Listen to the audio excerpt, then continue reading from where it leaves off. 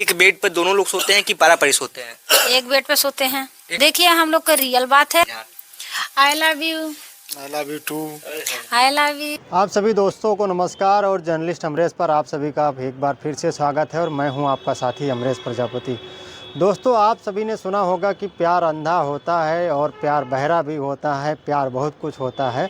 लेकिन ऐसी ही कहानी आप निकल करके आ रही उत्तर प्रदेश के जनपद संत कबीर नगर से, जहां पर जो है एक महिला है, उसके दो पति हैं।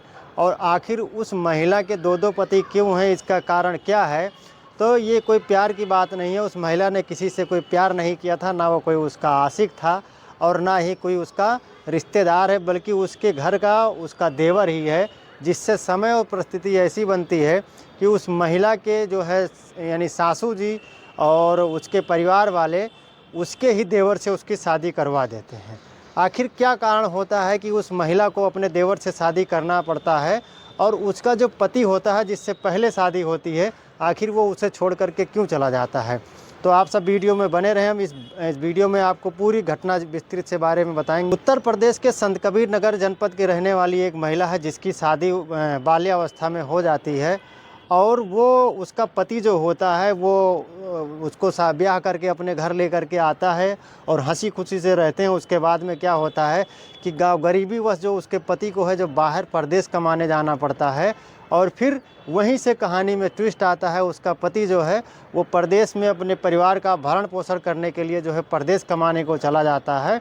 और वहाँ से जाने के बाद में, क्योंकि उस समय पे क्या था, इतनी संसाधन नहीं थे, मोबाइल की इतनी सुविधाएं नहीं थी, व्हाट्सअप मैसेंजर नहीं था, आज जैसा ज़माना नहीं था कि किसी भी व्यक्ति से हम डायरेक्ट जो है व्हाट्सअप फेसबुक के माध्यम से हम कनेक्ट कर सकते हैं या उससे जो है बातचीत कर सकते हैं। लेकिन दौर ऐसा कुछ आता है कि जो उस महिला का पति परदेश में जाता है और वो परिवार से अपने बातचीत उसकी नहीं हो पाती है, और उसके परिवार वाले उसकी पत्नी जो होती है वो उसकी वियोग में, उसकी याद में जो है चिट्ठी उसको लिखती है और उससे हाल चाल जानने का प्रयास करती है। लेकिन वो चिट्ठी ना तो उस व्यक्ति तक पहुंचता है और ना उस चिट्ठी का यहाँ परिवार वालों को कोई जवाब मिलता है। फिर आखिरकार वो महिला मायूस होती है और फिर उनके परिवार वाले ये सोच लेते हैं कि लग रहा है कि उनके साथ कोई अप्रिय घटना हो गई है, कोई अनहोनी हो गई है, इसलिए ना तो कोई चिट्ठी का वो जवाब दे रहे हैं और ना ही किसी भी प्रकार से कोई संपर्क वो परिवार वालों से कर रहे हैं। क्योंकि परदेश गए हुए उनको जो है लगभग में 8 से 10 साल हो चुके थे, 12 साल लगभग में हो चुके थे। तो परिवार वाले ये मान लेते हैं, उनको विश्वास हो जाता है कि लग रहा है जो हमारा बेटा है या जो हमारा पति है उसके साथ कोई अनहोनी हो गई है, इसलिए शायद वो हमारे साथ जो है कोई संपर्क नहीं स्थापित कर पा रहे हैं। आखिर समाज है, आज के ज़माने में जो समाज है वो महिलाओं को जो है इतना जल्दी स्वीकार नहीं कर लेता है। जब उसका पति से उससे मतलब किसी भी प्रकार का कोई संबंध नहीं होता है, तब फिर उसके ही सासू जी यानी वो जो व्यक्ति होता है जो परदेश में कमाने जाता है, उसकी माँ जो होती हैं, क्या कहती हैं कि अपने ही छोटे यानी उसके छोटे भाई से उसकी पत्नी की शादी करवा देती है। जब उसके छोटे भाई से उसकी शादी हो जाती है, फिर क्या होता है कि उससे बच्चे भी होते हैं, 2 बच्चे भी हो जाते हैं और हंसी खुशी जो है ज़िंदगी चल रही होती है। फिर कुछ समय के बाद में कहानी में एक नया मोड़ आता है और वो व्यक्ति जब काफ़ी समय बीत जाता है, अचानक उसको एक दिन अपने परिवार की याद आती है, अपनी पत्नी की याद आती है। फिर वो इरादा कर लेता है कि अब हमें अपने घर चलना चाहिए, अपने माई बाबू का हाल चाल लेना चाहिए, अपनी पत्नी का हाल लेना चाहिए और अपने बच्चे का हाल लेना चाहिए। फिर आखिरकार वहाँ से वो चलता है, परदेश से आता है और अपने घर, अपने गृह जनपद में पहुँचता है।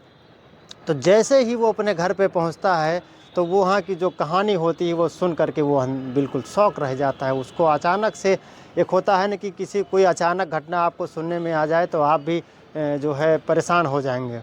तो वही उस व्यक्ति के साथ होता है और वो बिल्कुल अंदर से मायूस हो जाता है, टूट जाता है। फिर उसकी मम्मी जो हैं उसको बुला करके उसको समझाती हैं कि आपके साथ जो भी घटना हुआ है कोई हम लोगों ने जानबूझ करके नहीं किया। जब आप यहाँ से परदेश से चले गए और आपसे किसी भी प्रकार का कोई संपर्क नहीं हुआ, तब हमने मजबूरी व समाज के लोग ताने मार रहे थे और कैसे आखिर ये जो है जवान महिला थी, ये जवान जो आपकी पत्नी थी, इसकी कोई बहुत ज़्यादा उम्र भी नहीं हो गई थी, इसका जीवन कैसे कटता।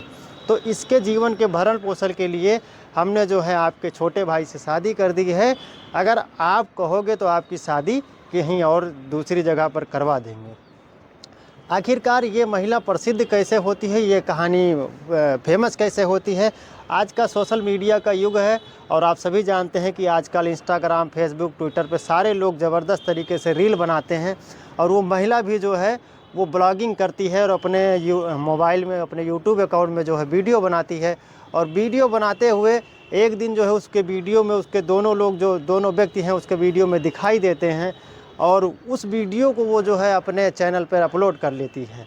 अपलोड करने के बाद में जब उस वीडियो को दर्शक देखते हैं तो उसमें कमेंट करते हैं कि इस वीडियो में एक तो आपके पति हैं जिनके साथ आप ब्लॉग बनाती थीं, लेकिन दूसरा व्यक्ति कौन है। तब वो महिला फिर दूसरा अपना ब्लॉग बनाती है, अपने वीडियो में ब्लॉग बनाती है और रिप्लाई जवाब देती है कि हमारे दोनों पति हैं।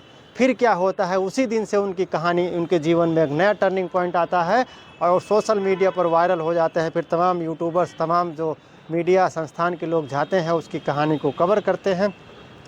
तो दोस्तों, आप सभी से मैं कहना चाहूँगा, चाहे जहाँ रहें समय से सजग रहें, सतर्क रहें और अपने परिवार वालों से संपर्क में रहें, अन्यथा आपके साथ भी कहीं ऐसी घटना ना घटित हो जाए। ये कहानी आपको कैसी लगी कमेंट करके आप ज़रूर बताइएगा और इस वीडियो को ज़्यादा से ज़्यादा शेयर कीजिएगा। जय हिंद।